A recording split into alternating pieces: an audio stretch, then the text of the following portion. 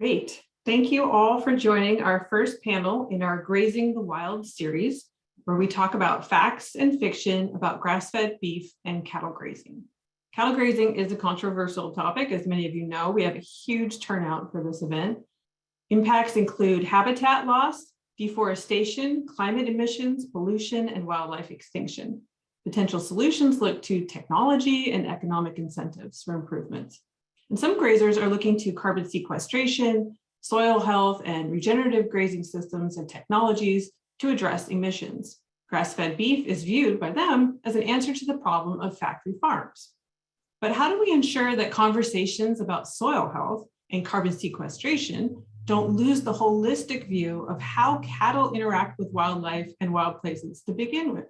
What does it mean for cattle producers to be, quote unquote, stewards of the land? And how does that change when we focus on biodiversity or include it in the conversation instead of sort of exclusively on soil carbon, for example? People in the United States consume 4 times the global average in beef, and this shapes the way that we talk about and study how we produce beef and how much. The beef industry is embracing this regenerative language in the regenerative agriculture movement, yet whether it actually makes the industry sustainable is hotly debated. Although it's clear reducing consumption of beef has to be part of that project. So let's learn more with our great panel today. The chat for attendees will be disabled, but at the end, we're going to share a lot of links to the work of the participants and to a community forum where you can join the conversation then. And save your questions until the end. Please post them in the Q&A function and we will get to them and sort of direct them to the panel. But to begin with, let me introduce our panelists. Dr. Tara Garnett is the author of the 2017 report, Grazed and Confused. She's a researcher at the Environmental Change Institute at the University of Oxford, and she's the acting director of TABLE, which analyzes evidence that drives perspectives of food systems, controversies, and how knowledge is communicated to policymakers, industry, and stakeholders to build solutions. We're also joined by Nicholas Carter, who's an ecologist and co-founder of plantbaseddata.org. He's an advisor to food and environmental organizations. He leads work at a data hub for the Canadian Centre for Climate Services. He's postgraduate research focused on global greenhouse gas emissions from animal agriculture. And then we're joined by Chris Bugby, my colleague, who's an interdisciplinary field ecologist, wildlife conservationist, and Southwest advocate at the Center for Biological Diversity. His work focuses on borderland wildlife issues, many of which intersect with cattle grazing. Chris works with me at the center, where I'm the senior food campaigner in the Population and Sustainability Program. So welcome, thank you for being here. The first question we're going to start out with goes to Tara, and it's really sort of, what's the broad state of myths and misunderstandings in terms of grass-fed grazing? You wrote this report about the impacts of cattle production called Grazed and Confused, which is a phenomenal report. Everybody looks to it. Can you give a bit of an overview of some of the misunderstandings, the myths and perceptions about grass-fed beef? Sure, and thanks very much for having me. So I should say that when it comes to the Grazed and Confused report, we were aware right at the outset that there's a whole range of different issues that you need to consider to gain a kind of 360-degree perspective on the question of grazing livestock, which encompasses things like biodiversity that we're going to be discussing, animal health and welfare, livelihoods, water, and so on and so forth. But we decided to focus on one specific issue, which was the role of grazing animals in contributing to and helping address climate change.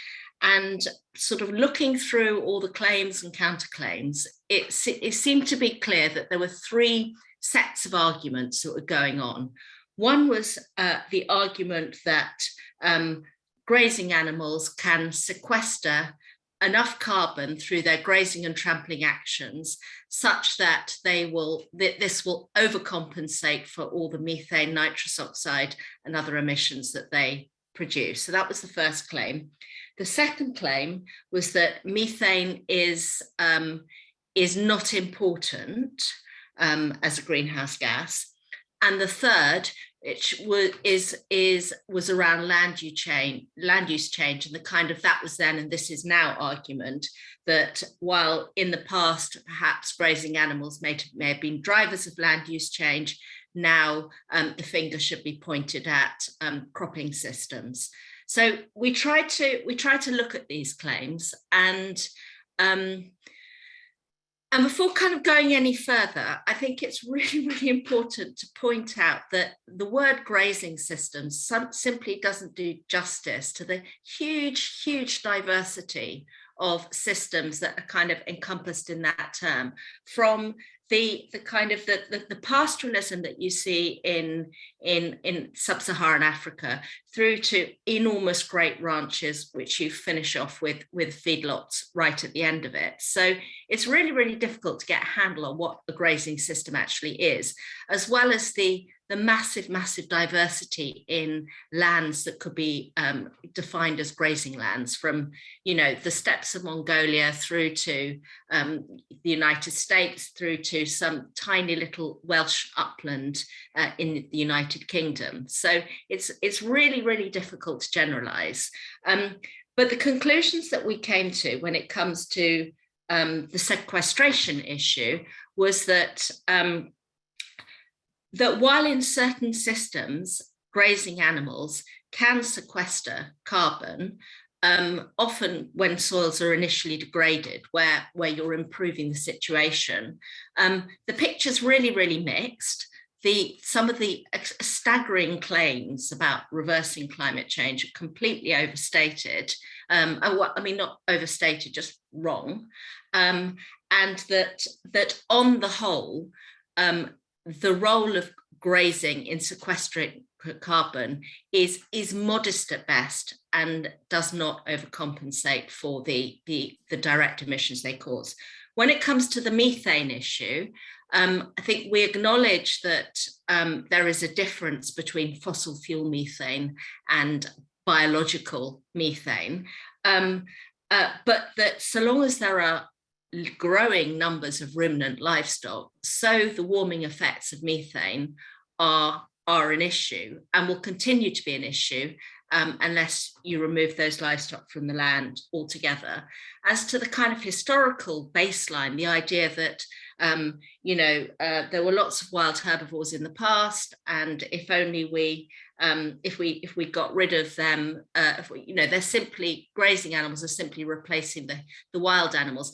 I mean, I think you know better than anyone else that the biodiversity value of one or maybe three species, cattle, goats and sheep, as compared to the kind of huge diversity of herbivores that we have made extinct or that we have kicked off the land, they simply do not compare. And then finally, when it comes to the drivers of land use changes, are really, really complex. And I think the point I would make is that our current food system is really, really unsustainable.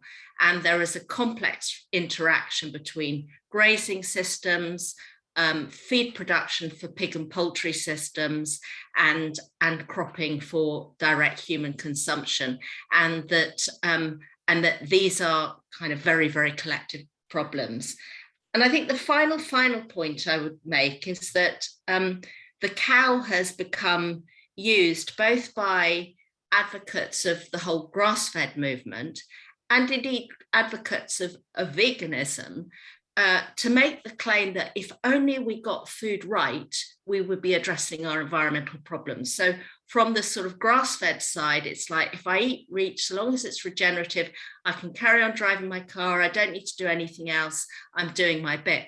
And from the vegan perspective, it's if I eliminate animals from my diets, I can carry on flying on holiday and do anything I like. It's wrong. Food is a contributor to the problem of climate change, but all other aspects of our lives are equally important, and that we need to be addressing our lifestyles across the board. Thanks. Thank you for that great holistic perspective. And I want to kind of take each of your points and break them down. Let's start with Nicholas. Despite the limitations Tara described, there's a lot of excitement about carbon sequestration and ideas about how to regenerate the soil. Can you talk a little bit about this? Are these new innovations, and what are the limits to these models about soil and carbon? Yeah, first, thanks for having me. And I'm going to be echoing some of the statements Tara made. Yeah, let me just first acknowledge that absolutely this is a very complicated topic. Looking at the various grazing models and methods, it's on a spectrum in terms of carbon storage and soil quality and so on. In many cases, land does indeed benefit from a switch to cattle grazing from intensive worst forms of growing crops. Also to acknowledge that many of the worst forms of growing crops are specifically for confined animals. So, I think there's this simple idea of this false dichotomy of comparing one to the other, maybe the best form of grazing to the worst form of growing plants. And I think that's a really poor way of looking at it. Converting annual cropland to about anything else sequesters carbon, including perennial orchards, native tree plantation, meadows. These are all improvements, and growing plants in general has a wide spectrum in terms of impacts as well. But ultimately, growing plants can produce far more protein and calories per acre and free up land as well. So looking specifically at pasture land, there's a limit, possibly a full plateau, but at least like a leveling off of how much carbon can be sequestered in soil.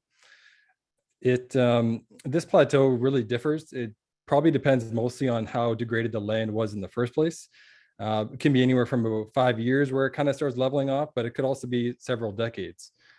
I think important part of all this is that no method of grazing is likely to improve soils that are already in good condition, like native forest and other natural ecosystems that are constantly displaced by cattle grazing. And I think also important with this is, carbon sinks are reversible, and with cattle grazing in particular, carbon storage can be undone quite easily. This can be either from, rancher error, lack of resources, or an understanding, but it can be increasingly common impacts of climate change that reverse some of these impacts, like, drought and storms. So to me, all this kind of makes it clear that we need to stop deforestation. We need to even probably put a ban on converting, key native ecosystems like wild grasslands that are doing well on their own. With carbon drawdown, it's been shown in studies, generally speaking, that agriculture as a whole stores 25 to 75% less soil organic carbon than natural wild ecosystems. That figure varies, obviously. That's from soil scientists Ratin and Lal, but I think this is an important acknowledgement. So what reduces agricultural land? It's not grazing systems. It's not shifting to grass-fed beef. That's going to increase agricultural land in many ways. So, I mean, some of the things that, like I mentioned on this, I've learned from the Grazing Confused report and from Tara and many other people doing great work in this space. And one thing mentioned that report, Grazing Confused, was in the most optimistic conditions, using the most generous of assumptions, grazing cattle could offset only about 20 to 60% of their emissions. So methane is typically not factored into a lot of the conversations of regenerative agriculture and storing carbon, and it doesn't make sense. It needs to be. And then on the other end, like looking at solutions, the opportunity cost of land is increasingly, documented in new studies. The loss of forest, for example, looking at maybe rich countries like the US, we need to look back at like the historical forms of deforestation as well. Because if we look at the loss of forest and natural vegetation dating back to, the agricultural revolution, it's a scale of 1,400 billion tons of CO2 that has been released through this deforestation, which is about 40 years of current fossil fuel emissions. And I'm really just stating that for scale, just to understand. And if we instead find ways, which is very difficult, but find ways to shift instead to more plant-based diets in different ways, certainly in rich countries first, we could instead sequester through these natural wild ecosystems, equivalent to 9 to 16 years of fossil fuel CO2 emissions. And that figures from a study from Matthew Hayek. And, I think just a couple last points here. I think I'll just sum up that like how these numbers are kind of manipulated and creates deception and confusion is the way the greenhouse gas accounting is done. Oftentimes on even the best forms of pasture land, there is a lot of inputs from off location, whether that is feed to some of the animals, maybe some of the monogastrics on the farm, whether that is manure brought from off farm, or even biochar. This is essentially moving carbon from one place to another, and it's not an accurate documentation. And you shouldn't necessarily apply a lot of that to the cattle in itself, because many of these regenerative farms that are storing more carbon also do many other things that are, great conservation agriculture, applying compost, cover crops, and so on. So yeah, just to answer the last part of the question, kind of like where are these coming from? And are these solutions like new innovations? Like I think some of the best agricultural practices can be traced back to many indigenous cultures. So like I first want to acknowledge that. I think that's very clear. But what's largely happening with the increasing trending of the wild claims like Tara mentioned that grazing can reverse climate change or can reverse desertification. This is largely comments appropriated for corporate gain. There's large investments into grass finished systems from some of the biggest agricultural companies in the world, JBS, Cargill, Tyson, but even General Mills, PepsiCo, many fast food chains. And how that works is, they're incentivizing this form of farming. They're marketing it as eco-friendly. And it's going against the scientific consensus that as a form of food, beef is among the worst. So I think we need to look at ways beyond that instead of pretending like we can do things slightly better and it being a better option overall. Thank you so much. There's so much there. Both of you talked about so much that I want to respond to, and I appreciate you acknowledging the indigenous roots that are being co-opted here by agribusiness. And our third webinar in this series is going to go deeper into that and talk about what regenerative agriculture really attempts to do and what it means and what it comes from, and where its indigenous and Afro-Indigenous roots are, and other, of systems of producing food that might be more sustainable and what that would look like. From food sovereignty and food justice movements. Now, you mentioned a lot there about soil carbon and efforts to sequester carbon, and a lot of this is region specific, which I think we should be more upfront about. That it depends on where cows are and the stocking rates and that kind of thing. But Chris, I want to ask you the next question, which is to follow up on this piece where people who are excited about the potential for grass-fed beef to have improvements on the environment often leave out, I find, these sort of metric for biodiversity, what that means, nature, wildlife, systems.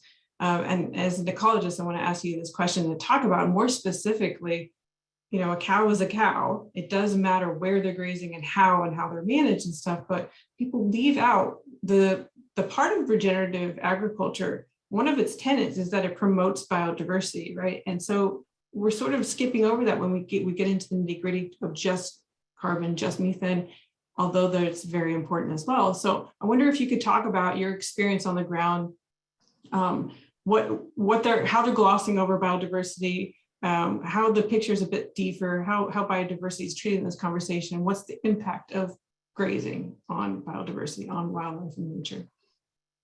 Yeah, thank you, Jennifer. This is great to hear about the carbon sequestration and the methane, because when I deal with grazing entirely, how it relates to endangered species and endangered habitats. So growing beef cattle is the top commercial use of public lands in the US. It affects nearly 230 million acres of public land, and it is a known paramount stressor to rare natural resources. In the Southwest, for example, where I work, mostly in Arizona and New Mexico, grazing is implicated in numerous species declines and it's recognized by the U.S. Fish and Wildlife Service as an ongoing and central threat to many imperiled species. In fact, there's more publications in the literature that discuss grazing as a threat to Western riparian ecosystems than any other single threat, and that includes climate change. Having conducted extensive field surveys throughout Arizona and New Mexico, I can tell you that cattle damage to ecosystems is shockingly severe and pervasive, and that protections given to imperiled species and imperiled habitats are completely inadequate. My jurisdiction with the center is to address livestock grazing in riparian areas. So these are narrow ribbons of lush green vegetation that weave their way through the arid desert. They represent about 1% of the land space, but provide habitat for 80% of Western wildlife and plant species. And the vast majority are in a highly degraded condition directly due to livestock. I'll give you a case study. I work with a lot of endangered fish species, amphibians, reptiles, birds.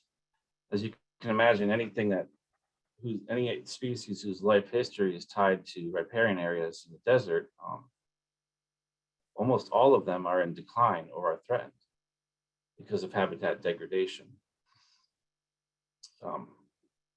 One example, the cottonwood willow riparian forest is something I'm working hard to protect.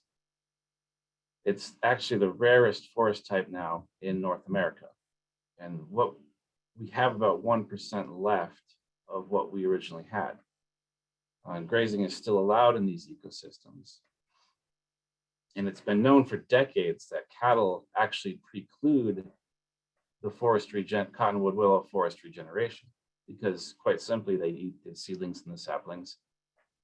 And over decades, what you have is, and this is what we see out there when we conduct our surveys, you have a lot of old mature trees and then nothing else. There's nothing, no young trees to replace the forest.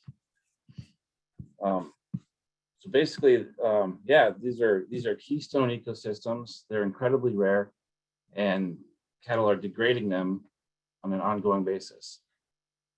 Climate change alone is a huge hurdle for us right now. But climate change times cattle grazing is a death sentence.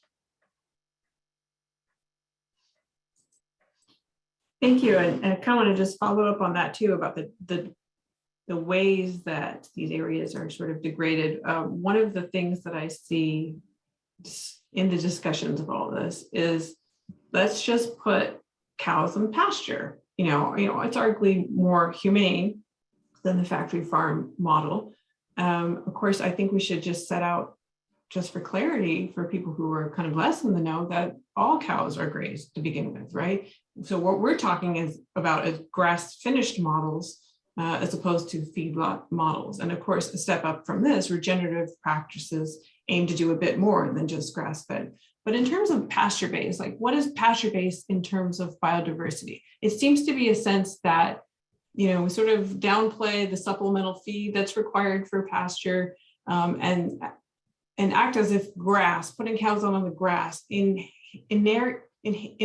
or inherently is a promotion of biodiversity. That, for example, that putting a cow out to pasture would attract more birds. And it turns out those are cowbirds, which is an invasive species like cattle are. And so that's not creating biodiversity. And I'm wondering, what are the steps, are there examples of pasture-based models? This is a question for everyone, that have done a good job of defining pasture and biodiversity, really taking into account the full picture of water use, of manure pollution. And if not, what do you think the steps are that beef producers who really want to embrace the values of regenerative agriculture would take? And I know that there's probably people listening to this right now and they have a lot of things to say. So please do join us later on the community forum. But just the idea of what does it mean to protect and promote biodiversity? And is pasture-based enough? Any thoughts on that?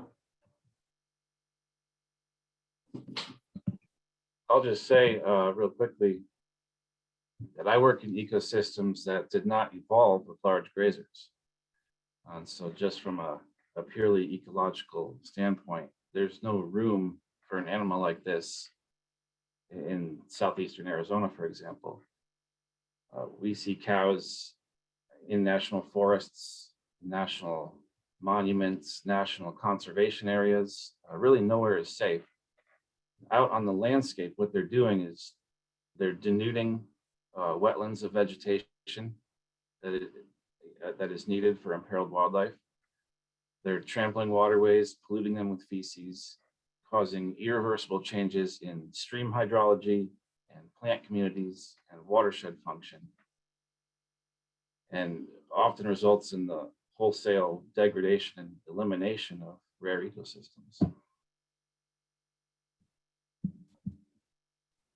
Yeah, I mean, I don't have a whole lot to add to that, but I mean, I think the biodiversity topic of pasture lands, it's it's becoming a talking point for saying how we increase biodiversity with regenerative ranching.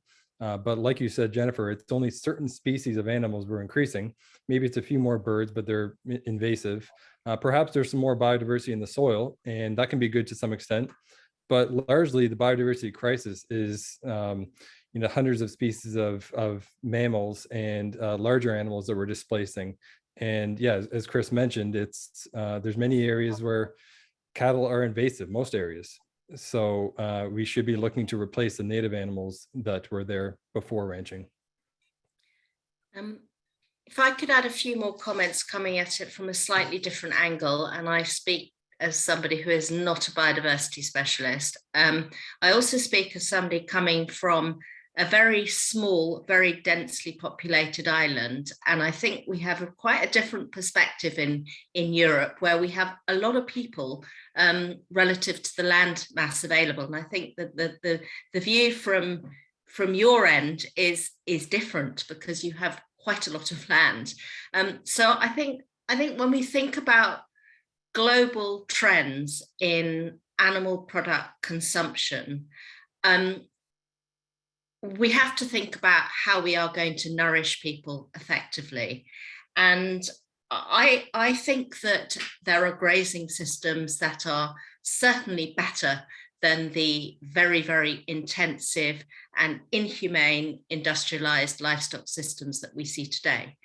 But to make the leap from assuming that we can carry on eating as much meat as we seem to want to eat, but just do it in a regenerative or in a grass-fed way, that would be catastrophic, because we would need to clear even more land in order to kind of service our demands. So I think one is left with the conclusion that, if we want systems that are going to be better for livestock, better for welfare, and deliver perhaps some advantages over those feedlot systems, then we are going to have to substantially cut back on our intakes of meat and dairy. And this is where I also get to the point that it gets incredibly bitter and polarized, because as soon as somebody starts to say, you need to cut back, people jump into the camp of saying, you're telling me I can never, ever eat meat ever again. And that's not really certainly it's not what I'm saying. I'm saying that we need to be, in order to expand the option space for systems that are perhaps more humane, we need to do our bit and cut back on intakes. I think that's a kind of really, really important point. I think the other point to make is that, and again, you will know this better than I do, that there is almost no such thing as a totally wild landscape. We have been, one way or another, modifying the atmosphere almost as long as we have been around. But some landscapes are perhaps more overtly culturally constructed than others. And this comes back to the kind of European, British landscapes that have quite a long cultural history. And these are really, really important to people, and livestock have shaped them over time. So this is perhaps where it also gets very, very kind of bitter and contested, because people are attached to what they know and love, and the the animals and the wildlife that they see and know and love. So I think we need to be having some really, really hard conversations about what sort of landscapes will work best in an era of climate change and the protection of those very, very fragile endemic species that do not do very well under kind of livestock cultivation. And we're going to have to kind of adopt perhaps more of a patchwork approach. Yeah. Thank you very much. I should have said at the outset that I'm coming from, sort of rural Northern California. Kara is coming from England. Nicholas is coming from, I think, Northeast Canada, and Chris is from the Southwest United States. And so all of these regions and landscapes and politics are very, very different and present different opportunities in terms of food and agriculture. I'm in a severe drought right now, for example, and we're going to be hurting in terms of how we produce water-intensive beef and dairy. They're going to take a big hit, and we have to think about what the futures look like. And you can see my wolves there on the screen. In terms of biodiversity, I know some grazers are probably watching and screaming, I care about wolves and we use non-lethal methods and so forth, but it goes deeper than that. And I think this part of missing the conversation is what does biodiversity mean? What do intact ecosystems mean? What does it mean, Tara, as you said, is if our landscapes are more wild, less wild, no landscape has been without human interaction, for example. So what do we do moving forward? And how do we move biodiversity and nature into that conversation? I think is a really important piece that I hope we can revisit. And that leads me to my next question is in terms of trade-offs. When we look at the models, for example, of feedlot or factory farmed or CAFO beef versus grass-fed or regenerative or silvopasture, other models, what are the trade-offs between them? Because Nicholas, for example, as you mentioned, a lot of times we downplay or use creative accounting for methane, or we say, well, this model is more humane, or this model has more efficiency. And so, how do you see the trade-offs in this conversation, and how we balance what a sustainable food system and agricultural system would look like? Hopefully, biodiversity is part of that, because often biodiversity is the trade-off. Like now we have this grazing model; it's more whatever the argument is for regenerative, right? It sequesters carbon. And the trade-off is what? That we employ wildlife services to slaughter wolves or to dump pesticides on the grass to eliminate grasshoppers so that cattle can graze the grass. How do you see some of the trade-offs and how do you resolve them? That's sort of a broad question, but just your interpretation. Yeah, I mean, the FAO has largely been calling for intensification dating back to the early 2000s, and this has been an environmental call for why they've done that. Of course, they haven't factored in some other things like animal welfare. They haven't factored in all kinds of other host of environmental issues that intensification, largely factory farms, will bring. But high level, shifting more to grass-finished cattle will emit more methane. This is because animals will live longer. It takes them longer to get to slaughter weight. And they're eating typically a more fibrous diet. So, there's been estimates that they emit 3 to 4 times more methane than a cow that's more on feedlot. So I think that's important right there. And of course, just using more land. This might depend on where you are in the world, but high level grass-finished cattle use far more land. So in many ways, that is worse than intensification. But I mean, in terms of like fattening up cattle quickly in factory feedlots, this takes a whole lot of feed, which also causes a whole lot of deforestation. And a lot of the feed comes from areas that are very biodiverse rich as well. So, I don't like these two options. That's why I've opted for the other option, which is shifting to plant-based and getting as far away of those two as I can, because I don't see either of those as a realistic solution. Obviously, that's difficult. Obviously, that's more complicated than how I just kind of laid it out. But we've largely offered those two options to continue feeding people beef, and I don't support that. So I think taking a more practical, realistic approach and saying, what is the goal? Are we looking specifically at methane and carbon? Are we looking at land use? Are we looking at biodiversity? And I think factoring all of those, neither of those two options are good. And we just need to figure out what the best way of shifting away from both of those would be.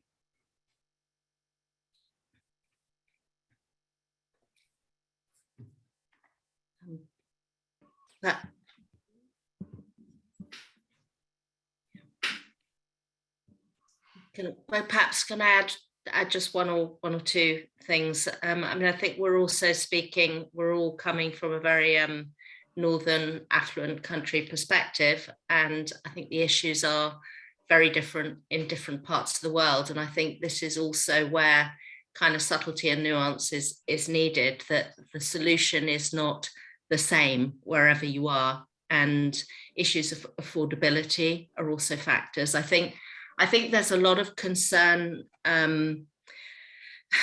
Again, it's this binary thinking. I think there's a lot of concern that if you critique or question some of the sequestration claims made about grass-fed, then suddenly you are automatically saying that feedlot production is the way forward. And I would very much reject that as a false binary, as Nicholas has just said. But I think there are also issues of affordability and equity. And I mean, we have this phrase in the UK, which probably resonates with you, which is the idea of less and better meat consumption. So we cut back, and we also consume meat that has advantages in other way, perhaps for welfare or for the, remunerating farmers properly and all the rest of it.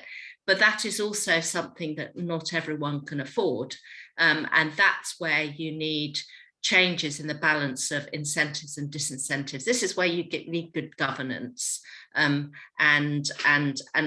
pretty much measures that completely change the incentives that are given to produce in particular ways at particular costs.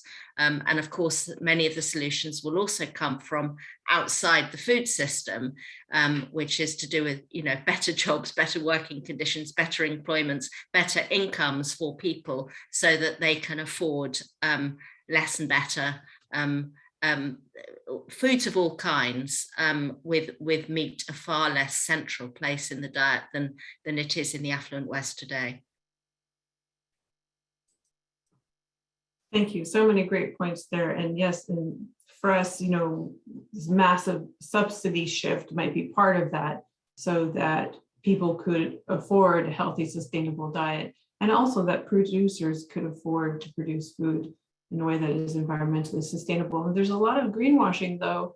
And so I kind of want to ask, before I turn to audience questions, how do we correct this myth? I know we're working on that now, but how do we bring this back down to scale? How can we have this conversation? I mean, a lot of this, people should be on the same page. In a smaller rate with less consumption, some of these practices would be more realistic.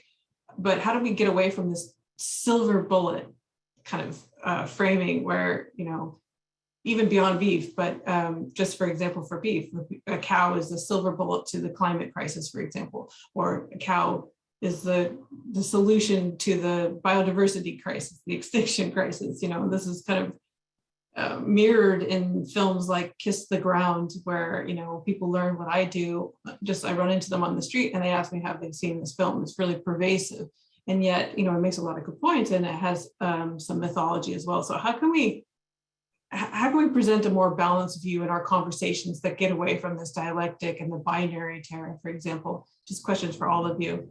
So we can just have more realistic, practical conversations about this with your average person. Any thoughts on how you all do that? Well, go ahead, Chris, or does anyone want to butt in? I just wanted to say quickly, throughout the 11 Western states, only less than 2% of the US beef supply comes from these public lands cattle. And just with that tiny little amount of the industry, we're seeing, 85% of our public lands are in a degraded state. So really reduction is the only way forward. There's no room in our natural ecosystems to shift the industry that way. It's already such a tiny slice of the pie, but the damage is catastrophic. Yeah, I would just echo that point too. I mean, the reduction message needs to be in there. That would be telling the truth. If we have to look at a more balanced approach to this, it's first acknowledging that. So I totally welcome, of course, improvements and ways for ranchers to adapt. There's many things that can be done to improve the land, to avoid overgrazing, to minimize biodiversity loss. That one's a bit trickier, but there's certainly many things that can be done. But this can't be within a scheme of this is going to be the new way to feed the world. And we need to keep in mind that these solutions, like we need to be able to feed the 10 billion people that we'll have by 2050. So totally open and welcome to different solutions, but they need to be scalable. And, you know, I just think like a more balanced story would be meeting people where they are, of course. We're not just going to be completely shifting away from this anytime soon. So I think there's many science-based conservation incentives that we can implement with landowners that don't plan on shifting how they use the land anytime soon. So I think incentives can play a role, but as long as we continue subsidizing and incentivizing beef of all forms, then we're going to continue to not factor in the real price of meat on the environment. And that needs to change. And I think I would just ask the question, regenerative for what? I think, you know, as I just go about my life, I see regenerative applied to parenting, to education, to cities. You could be, you know, a regenerative parent now. So it's a buzzword that has kind of caught on. And if you substitute it with another word like abracadabra, for example, or open sesame, it has the same sort of magic effect. And I think we have to be really, really clear about what words mean and what attributes we associate with it. At the moment, that is not the case with regenerative. It has a general positive kind of feel-good set of associations, but it, as I think perhaps you pointed out right at the beginning, it's been everyone wants a slice of the regenerative pie now. If you're a big corporation to a tiny little farmer, and it means vastly different things to different people. So we have to be very, very clear about what the word is, the extent to which it is just the latest snake oil, and the extent to which there are some perhaps really good agricultural practices in there that are worth exploring, investigating, and experimenting with further. So I think we are, you know, we're kind of in the Wild West really when it comes to the term, and we need to be more cautious without being closed-minded. Thank you. I think that's a really great way to put that. And that nuance always needs to be returned to the conversation. And one of the things I want to clear up, I'm looking at one of the audience questions now. A common argument from animal agriculturists is that the land used for cattle grazing cannot be used for anything else.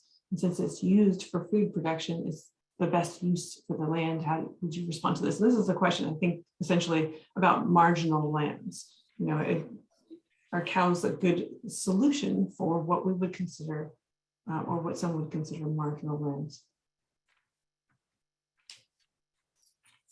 I mean, marginal to who, right? Like, I think that's the main part here. Not to many native animals that still were displaced in this area. Certainly there is some form of land that is less biodiverse and could benefit from other uses, but to justify ranching because some land is degraded, one, that could degrade it further. Two, there's many other ecosystem benefits to even slightly degraded land.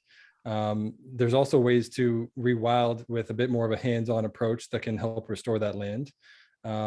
And there was a study actually recently out of New Zealand that looked at marginal agricultural lands, and 77 to 100% of marginal agricultural lands financially benefited from afforestation as part of a carbon credit system. So obviously that's not the case everywhere, But I think that these are important things to consider, not just the specific human-centric use of that land, because we can feed the world if we shift towards plant-based. We largely can. We can feed the upcoming population. So this is what we need to keep in mind as a frame, that we don't need to use all land. And I think I would also add that, you know, Nicholas's points were all excellent points, that that other space for other animals is really, really important. There will be some instances where, for cultural, livelihood reasons, whatever, it may make sense to keep animals on the land. But just go back to the point that the argument for animals as a kind of ecological aid is going to yield very, very little meat. So if that is the role of animals, to aid in the restoration or maintenance of certain ecosystems, and there have been some quite, you know, interesting experimentation in the UK to that effect, the amount of meat you're going to get out of it is going to be very, very little. It's a byproduct of their role within the ecosystem. And so you go back to the idea that we need to be cutting back on the amount of meat we eat, and the idea that, you know, there's kind of no such thing as a free steak, as it were.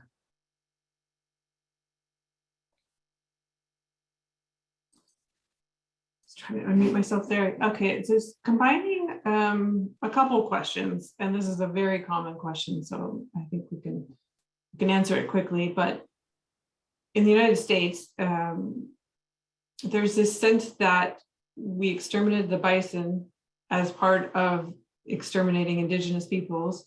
And so these areas need to be grazed, and they'll be degraded. Grasslands will be degraded if they aren't grazed by cattle. You have a response by that?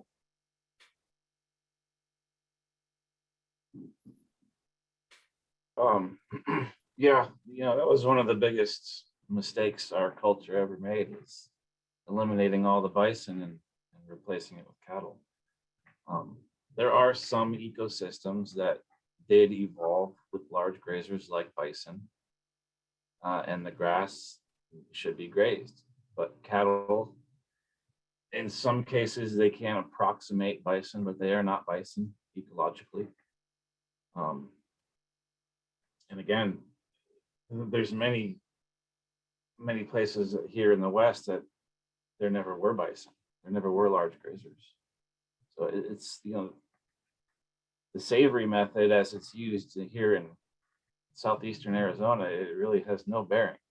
You know, this is an ecosystem, again, that did not evolve with these animals.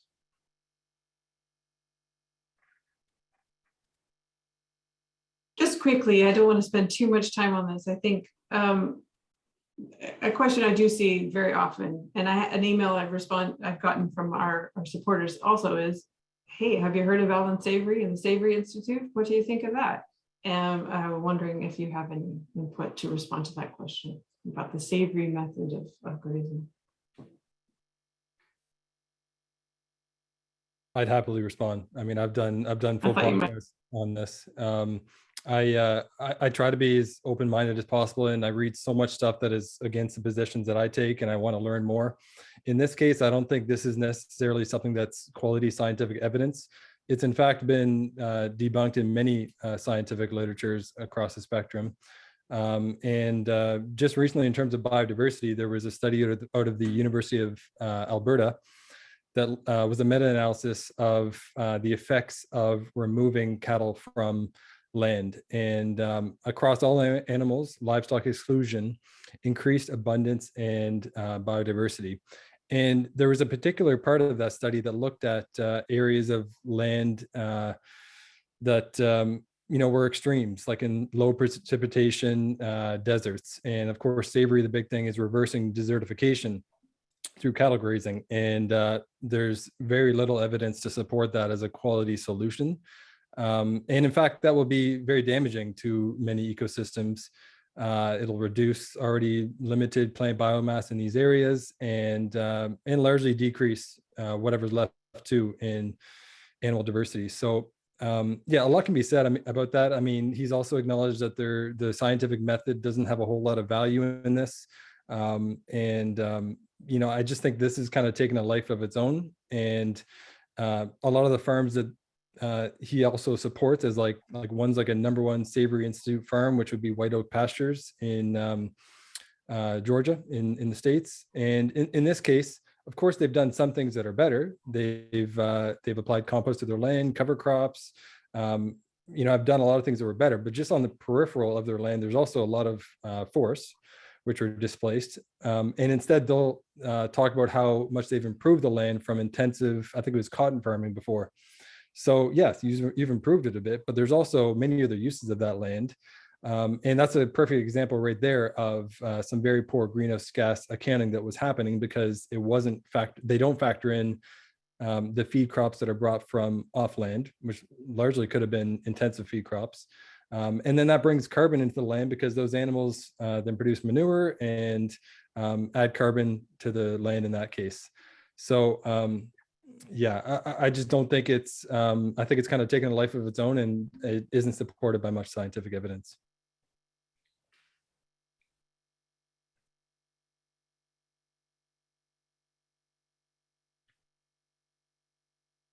Oops, sorry, I was muted. We're getting hundreds and hundreds of questions here. Some very interesting and productive. One of the questions I think is for Chris. Let's go. Just to talk a little bit more specifically, if you can give examples of the ways that riparian areas are damaged, because some people are chiming in about this area and that area, and if we don't do cattle ranching in these areas, it'll be converted to vineyards or to condominiums, which is a common argument as well. And it's got to be this binary again, this one or the other, and that cattle ranching can be an opportunity for environmental progress in some of these areas, although again, leaving out the drought and the emissions and so forth. Chris, can you just give an example about impact on riparian areas? I think they want a little bit more details about the impacts there. Yeah. And first of all, I work in public lands, so national forests. You know, there's not going to be if we can remove grazing from a national forest, there's not going to be a strip mall that goes up the next year. You know. So what cattle do in these systems? First and foremost, they are denuding the vegetation, and they're actually exposing the ground. So what used to be a wet, cool, shaded environment is now open and receiving full sunlight. This causes the water, and it's very little water to begin with, to evaporate faster. The second mechanism is they're trampling stream banks, causing erosion. They're causing the stream to widen and become more shallow. So this is removing breeding habitat for fish, and it's also, again, causing higher rates of evaporation of water. And like I mentioned earlier, they are, by consuming the seedlings and saplings of riparian obligate trees, they are preventing the forest from regenerating itself. So as the older, larger canopy trees die, again, this is opening the system up to sunlight and evaporation, and it reaches a tipping point where the stream will simply dry up. And that's especially true with our record-breaking, you know, it seems like every year we're breaking a heat or a drought record out here. This water is disappearing in real time, even without the cow impacts. So to suggest that cows can mitigate climate change, at least out here in the American West, is completely false. Thank you so much. And I think, you know, as you've all sort of presented, the idea that cows can mitigate biodiversity, climate change, any of these environmental impacts as a silver bullet solution, or even to the food justice issue, it is a bit overstated, and we need to step back a little bit from silver bullet binary frameworks and talk about specific instances, region-based, country-based, and so forth, and smaller scale. And we're going to continue the series talking about this in terms of culture and what people are bringing to these conversations. And there's hundreds of questions that the audience have asked that we're not going to be able to get to. So I want to be able to pull back more. We're going to put some links in the chat now from my special helper at the center here. I want to thank all of you for joining us. For our panelists, Tara Garnett, Nicholas Carter, and Chris Budby, we have a brand new website that we're launching today called grazingfacts.com. I hope that you all rush over to go check it out. You can sign up for our next grazing webinar, which will be April 7th. It's going to continue the conversation about climate and culture wars and policy solutions. And that series will be posted as well on takeextinctionoffyourplate.com. You can sign up for a newsletter that I write through the center called Food X. You can read past issues and we continue to discuss this. And of course, you can email me with your questions, as I get many, many, many emails about this topic and many other food related issues. You can learn more about Tara Garnett's work at Table Debates, and you can transfer your questions and continue this conversation at the community forum that they've put up there, which is really wonderful. It's a good opportunity to learn a lot more, to continue this discussion, to have your questions heard and answered. I appreciate Tara. Thank you very much for sharing that platform with us. That's at community.tabledebates.org. You can learn more about Nicholas Carter's work at plantbaseddata.org and follow him on Twitter. Things get feisty over there, but he's got great, intelligent, rational threads of resources and research as well. Biologicaldiversity.org. You can track Chris Budby's work, his ecological work. There was a question in the chat about whether he's working on some of the lawsuits to protect the riparian areas in the Southwest, and he most certainly is, and he does fascinating work. So you can check out that on our website as well. And finally, I can't tell you how many questions I got about this. The webinar will be recorded. It's going to be posted on our YouTube channel, on our websites and social media. You can follow me at Jennifer Molador on Twitter. We have some good feisty conversations over there as well. But ultimately, I don't want the feistiness. I want the discussion. I want a rational grounding, bringing it back to earth. So I'm hoping that that's what we continue as well. I think our panelists presented pretty fair-minded views as well research views, and I hope that you will follow their work and continue to support them and engage with them and continue the discussion as well. Thank you for joining us today, and we'll hope to see you next time on April 7th. Thank you so much. Thank you so much.